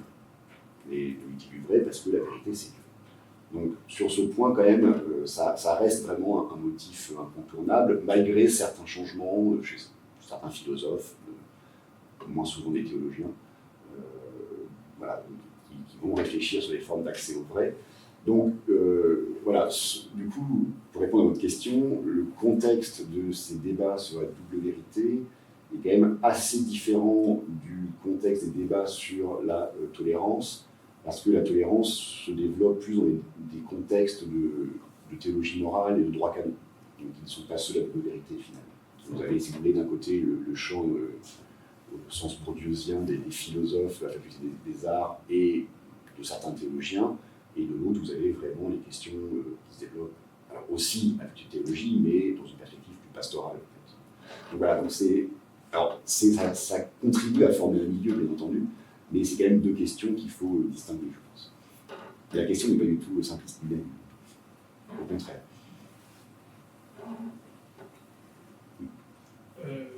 Est-ce que vous observez le même phénomène à propos de l'islam? Parce que vous parliez de cette religion dite dans votre introduction. Alors, je ne suis pas du tout spécialiste de l'islam, donc j'ai envie d'en parler, mais le peu que j'en sache me laisse penser que l'islam médiéval, je ne me prononce pas sur l'islam contemporain, effectivement se constitue de façon assez similaire, et ça m'a été confirmé par certains collègues islamologues, à ceci près que la dimension institutionnelle est en fait à la fois moins forte et plus forte, c'est-à-dire qu'il n'y a pas de clergé, comme vous le savez, hein. Donc il n'y a pas une institution comparable à l'Église, mais en revanche, il y a une forme de... Alors là encore, c'est un concept qui n'est pas propre à l'islam, mais qu'on pourrait appliquer, de césaropapisme, c'est-à-dire en fait d'absence de séparation entre le séculier et le spirituel, qui fait qu'on retrouve quand même cette forme de garantie institutionnelle apportée à la vérité et donc à la vérité comme condition universelle du salut. Donc, semble-t-il, mais je laisse mes collègues islamologues se prononcer, ça a l'air de fonctionner assez bien pour l'islam médiéval. Et pour aller plus loin que votre question, puisque moi ma perspective était aussi une perspective de sciences des religions en fait, et donc en discutant avec mes collègues notamment qui travaillent sur le domaine indien, donc le bouddhisme indien du Moyen-Âge, c'est-à-dire la période contemporaine au Moyen-Âge occidental, ces collègues me disaient oui mais c'est exactement pareil, le bouddhisme est une religion prosélyte, donc une religion du salut individuel ouvert à tout le monde par l'adhésion à une vérité. Donc en fait, cette catégorie, ces trois clauses fonctionnent assez bien pour ces religions qui ont une perspective de conversion universelle. Et le meilleur moyen de convertir de façon universelle, c'est quand même de revendiquer une vérité, parce que là, on revient à la question qui a été posée, c'est que l'intérêt du concept de vérité en termes idéologiques ou politiques, c'est que c'est un concept unifiant. Il n'y a pas de plusieurs vérités, il n'y en a qu'une seule. Donc, alors, il peut y avoir plusieurs manifestations de la vérité, mais il n'y a qu'une seule vérité. Donc c'est ça l'intérêt de ce concept, et donc c'est pour ça qu'on le retrouve dans un certain nombre de religions, comme le christianisme médiéval ou l'islam et donc, le bouddhisme, semble-t-il. Et encore une fois, donc, moi, ma démarche, en fait, c'est celle d'un philosophe qui désormais fait des sciences des religions, même si, voilà, de toute façon, le principe des sciences de religion, c'est pluridisciplinaire et de convoquer différents types d'approches, mais moi, mon terrain, c'est le Moyen-Âge. Donc, ce sur quoi je suis compétent, c'est le Moyen-Âge occidental. Et à partir de ce terrain, j'essaie de proposer des thèses, donc des configurations théoriques que potentiellement on pourrait appliquer à d'autres domaines, mais ce n'est pas à moi de le dire, en fait, si ça fonctionne correctement ou pas. J'espère que mes collègues islamologues s'empareront des concepts, mais je ne sais pas.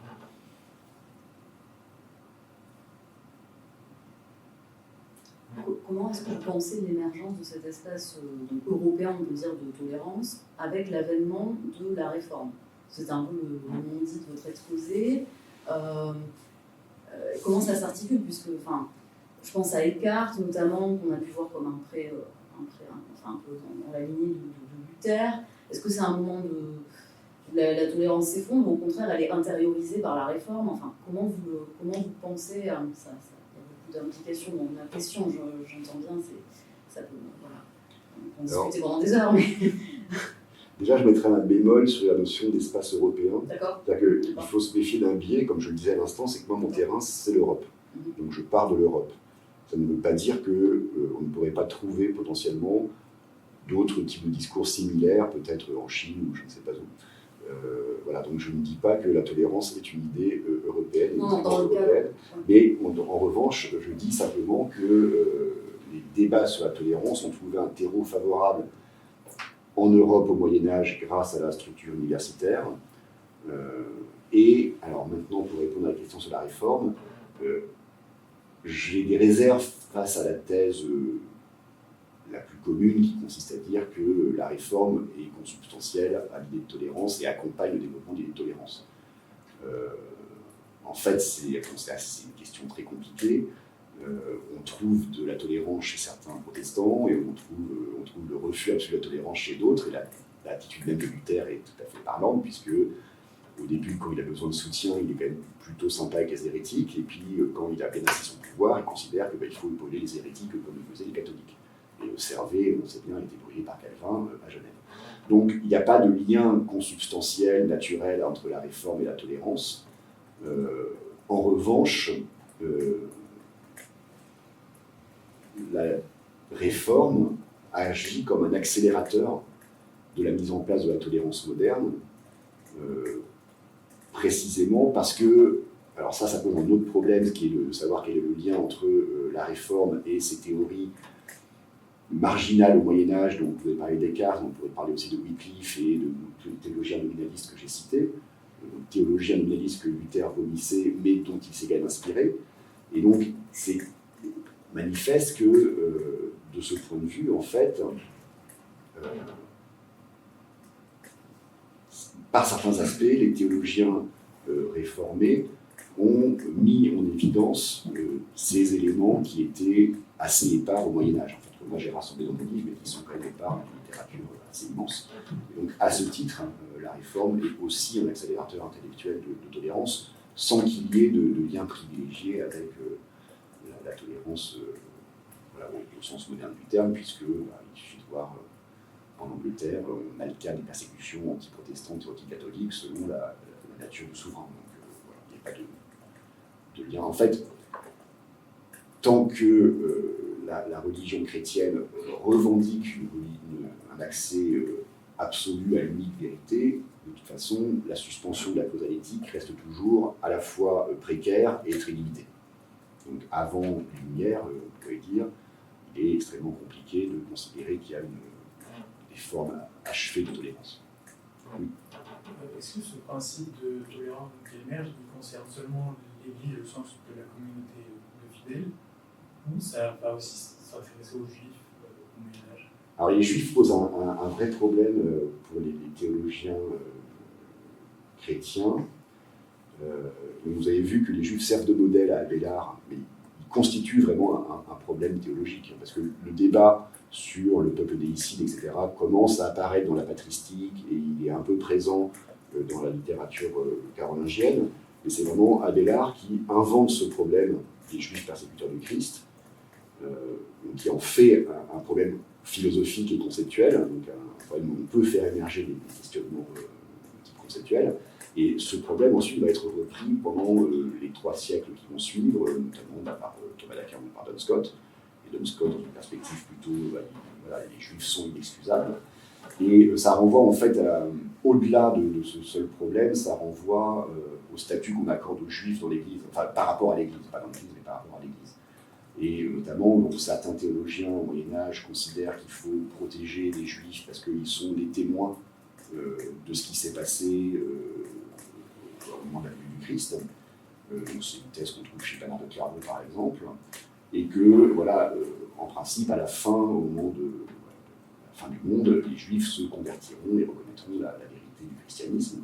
Et puis, il y a d'autres théologiens qui ont, voilà, il ne faut pas se voiler la face, hein, l'antisémitisme apparaît au Moyen-Âge et apparaît dans ces discours théologiques, hein, notamment. Donc, il y a une dimension antisémitisme ou antijudaïsme extrêmement fort au Moyen-Âge, qui légitime les persécutions. Donc, mais voilà, on a un va-et-vient permanent entre faire une place aux Juifs dans la perspective d'une philosophie de l'histoire, si vous voulez, et puis persécuter les Juifs parce que voilà, c'est par l'antisémitisme.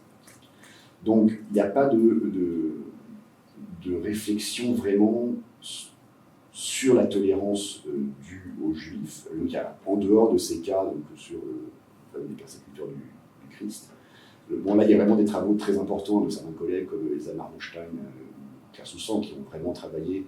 Alors, Zalman Rothstein, non seulement d'un point de vue pratique, mais aussi d'un point de vue théorique, parce que c'est quelqu'un qui est une historienne, mais qui lit vraiment les textes de théologie. Donc, elle a vraiment beaucoup travaillé sur ces questions-là, et c'est elle qui connaît la question, plus que moi. Mais voilà, trouvera pas la même attitude, par exemple, envers les juifs qu'envers les païens. Parce que c'est plus simple de réfléchir sur un païen qui est fantasmé.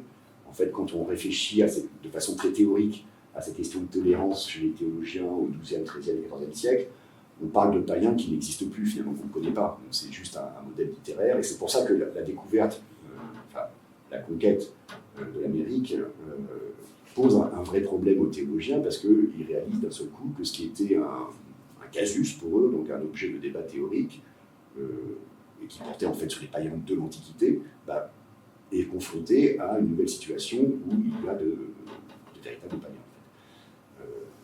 Voilà, donc c'est plus simple pour les théologiens médiévaux de discuter sur les païens imaginaires qui n'existent plus que de discuter effectivement sur les juifs qui posent d'autres problèmes.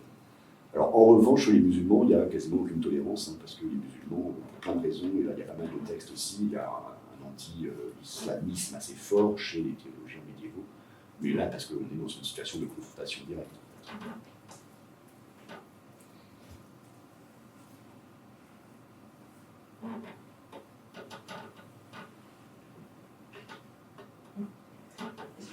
Une question sur votre lecture d'Occam, c'est page 72.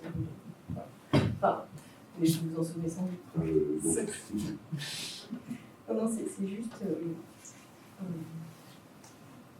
sur ce qui fait la normativité des préceptes divins, et surtout en fait le fait que la conscience non coupable, la conscience en général, donc il y a le droit de la conscience, parce que vous dites que la conscience c'est ce qui permet de retrouver le précepte divin, et que vous supposez que c'est la raison fondamentale du fait que la conscience en elle-même est normative.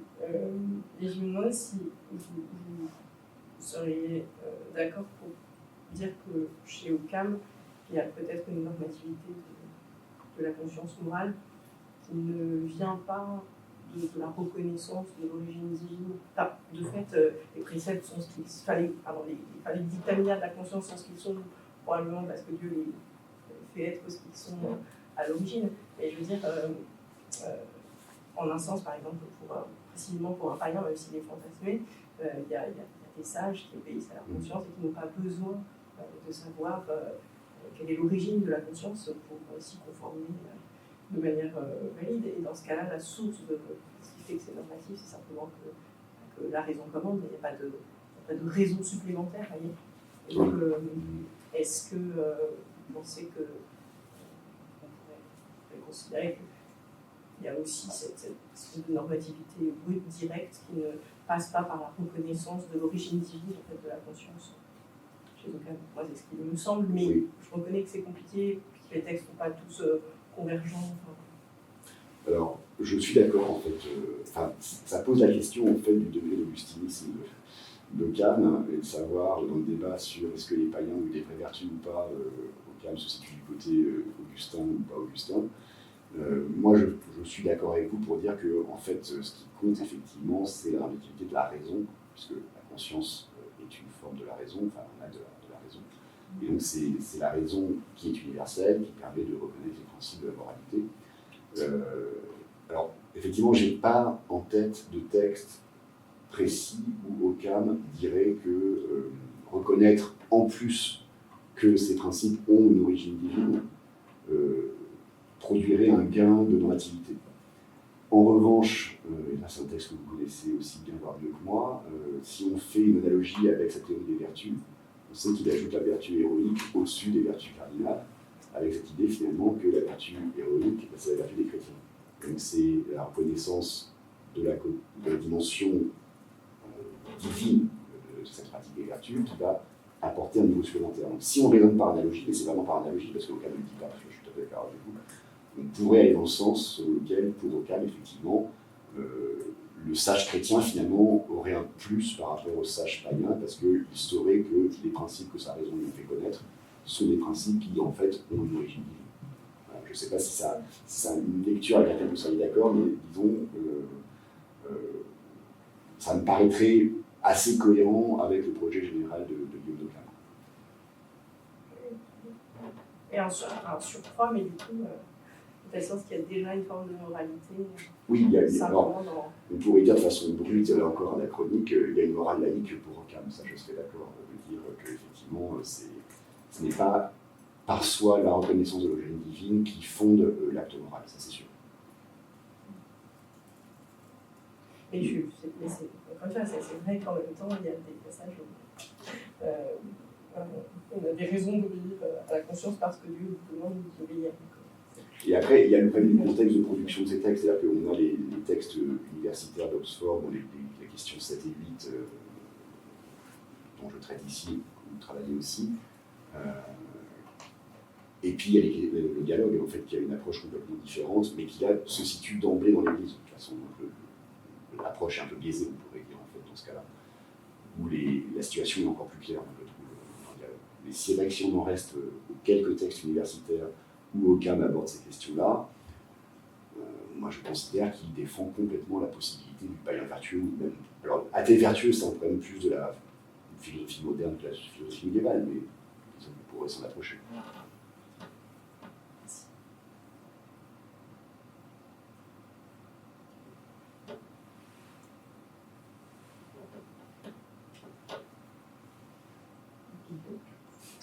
Oui, du coup, je ne veux pas j'y vais. Si on pense dans l'opposé, enfin, le contraire de la tolérance, le Vatican, Rome championne de l'intolérance, comment vous pensez, vous parlez de la mise à l'index et des moments de... Est-ce qu'on peut considérer, enfin j'ai reformulé la question, est-ce qu'on peut considérer les mises à l'index comme de l'intolérance ou ça ne relève pas? On ne peut pas le penser dans ce cadre-là, c'est trop moderne, c'est trop... Je ne dirais pas que c'est de l'intolérance en soi, c'est une question de régulation en fait. D'accord. Donc de régulation du dogme en particulier, puisque les mises à l'index concernent quand même beaucoup les productions internes à l'Église finalement. Donc il faut réguler la façon dont on va diffuser le dogme, l'expliquer, etc. Donc, de la même façon, l'imprimature de Nilobstat, c'est pas de l'intolérance, c'est de la régulation. Alors, parce que la régulation peut être une forme d'intolérance, mais on n'est pas exactement dans ce débat sur l'altérité religieuse, en fait. Moi, je me positionnais vraiment sur cette question de la possibilité de reconnaître une altérité religieuse légitime. Et donc, la question de l'index nous entraîne un petit peu sur on fait un pas de côté, quoi, en fait. D'accord. C'est quand même un geste d'écartement très violent, et du coup, c'est pour ça qu'en termes modernes et anachroniques, sûrement, c'est un mot qui nous viendrait assez intolérant, mais en fait, c'est pas en ces termes-là que ça se posait à l'époque, et c'est pas reçu, c'est-à-dire quand quelqu'un est mis à l'index, sauf erreur de ma part, comment c'est perçu, c'est perçu quand même comme un geste de ça n'est pas, c'est pas admissible. Donc, comment vous faites le... Parce qu'après, il y a toujours le problème, alors, pour l'index comme pour les condamnations, de savoir quelle est leur portée réelle, est-ce qu'elles sont vraiment efficaces. Parce qu'on voit que quand une condamnation est répétée, en fait, ça prouve qu'elle ne marche pas. Il faut la répéter parce que ça n'a pas marché, et ça se vérifie à tous les niveaux, en fait. Donc, et puis il y a un va-et-vient des textes qui sont bien à l'index, qui n'y sont plus mis, donc ça renvoie aussi à des rapports de force dans la constitution du dogme. Donc en fait, pour moi, on est plus dans des débats internes à l'Église sur en fait, des rapports de force, disons, idéologiques, pour le dire très vite, et on n'est pas exactement dans les réflexions sur qu'est-ce qu'on peut admettre comme déviance par rapport à notre dogme, en fait. Alors, même si la mise à l'index pourrait être considérée comme l'identification d'une déviance, mais voilà, on n'est plus exactement dans cette question de l'altérité religieuse. Enfin, on n'est pas dedans.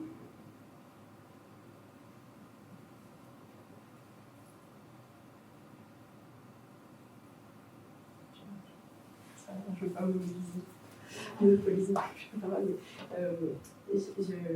sur Occam et Thomas sur la conscience erronée, je suis désolée, je n'ai pas vérifié, mais il me semble que dans la traduction du CERF de la somme de la prima seconde question 19 sur la conscience erronée, j'ai l'impression qu'il y a une note sur l'opposition, en fait, sur cette opposition entre ceux qui défendent les droits de la conscience erronée et ceux qui les refusent, en gros, une position des franciscains et des dominicains. Enfin, c'est présenté comme ça. Alors, sans doute, ça nous paraît beaucoup provocateur, etc. Mais est-ce que, au moment où Thomas écrit, ça se présente comme un débat qui est largement une opposition entre franciscains et dominicains? Et ben, en fait, pas du tout. Non, enfin, Je pense que là, il y a vraiment un pied dominicain chez l'auteur de la traduction de la Somme. Non, alors moi, j'ai vraiment beaucoup cherché. Alors, peut-être que des choses m'ont échappé. Hein, c'est pas le problème ou l'intérêt du Moyen-Âge, c'est qu'il y a tellement de sources inédites encore à examiner. On pourrait trouver des sources qui me contrediraient, et j'en serais très content. Mais moi, ce que j'ai vu pour l'instant, en cherchant vraiment la réception de la thèse de Thomas, donc fin 13e, début 14e, c'est qu'il y a un refus unanime tant chez les franciscains que chez les dominicains de la thèse d'obligation de la conscience erronée.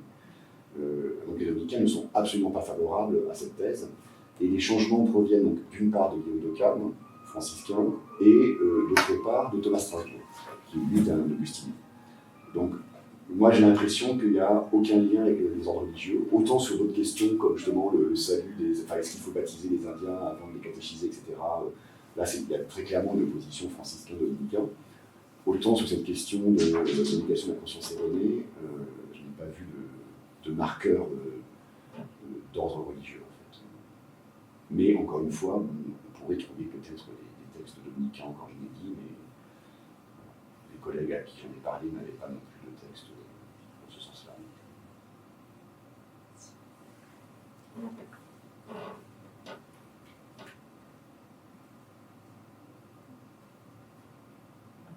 Merci. Merci beaucoup. Merci.